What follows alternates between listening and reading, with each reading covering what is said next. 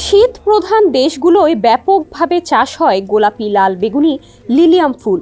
এবার বাংলাদেশেও চাষ হচ্ছে এই লিলিয়াম ফুল। বীজ উৎপাদনকারী প্রতিষ্ঠান লাল তীর সিড লিমিটেডের সহায়তায় মুক্তাগাছার আধপাখিয়া গ্রামের নার্সারি মালিক মহর আলী নিজের পলিনেট হাউসে এবার লিলিয়ামের 100টি কন্দ রোপণ করেছেন। নেদারল্যান্ডস থেকে নিয়ে আসা বীজ চাষ করার মাত্র 34 দিনেই বাগানে এই ফুলটি ফোটে।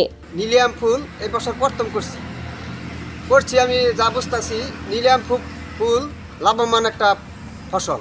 আমি আশা করি আগামী বছর এবার মাত্র 200 চারা করছি, আগামীতে 1000 চারা করবো, এটা আমার মনের আশা আঙ্কে। এই বছর 80 টাকা পিস এগুলো বিক্রি করছি, একটা ছড়া 80 টাকা পিস।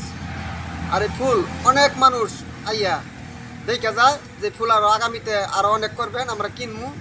অনেক ফুলের দোকানদাররা আইয়া আমার বইলে গেছে ফুল আপনারা আরও চাষ করেন, আগামীতে অনেকগুলো ফুল আমরা নিব। চাষ করায় আমার খরচ কৃষি অফিস থেকে আমি বীজ পাইছি বিনামূল্যে। না আমি খরচ করছি জৈব সার এগুলোতে রোপণ করছি, পরে নিড়ানি পানি টানি দিছি, এটা রক্ষণাবেক্ষণা করছি।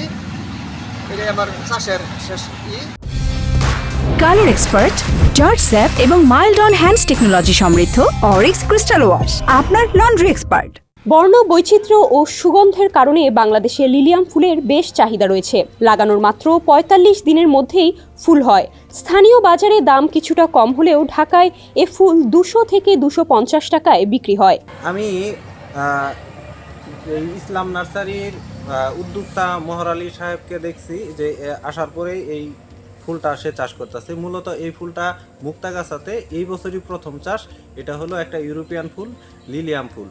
এই ফুলের বাণিজ্যিক ভ্যালু অনেক। পার স্টিক আমাদের হলো, যদিও এটা রপ্তানি করি 250 থেকে 300 টাকা, সর্বোচ্চ 500 টাকা পর্যন্ত পাওয়া যাইতে পারে, কিন্তু এই বছর সীমিত পরিসরে করছে, যার জন্য এটা মানে মহর আলী সাহেব হলো 100 টাকার কাছাকাছি হলো বিক্রি করতেছে। এটা এখানে বিভিন্ন অ্যাঙ্গেল থেকে হলো কৃষকরা আসে, দেখে যায় এবং উদ্বুদ্ধ হয়েছে তারা, ভবিষ্যতে তারা আরও চাষ করবে। ময়মনসিংহ প্রতিনিধি কবির উদ্দিন সরকারের হারুনের পাঠানো তথ্যচিত্রে সমকাল।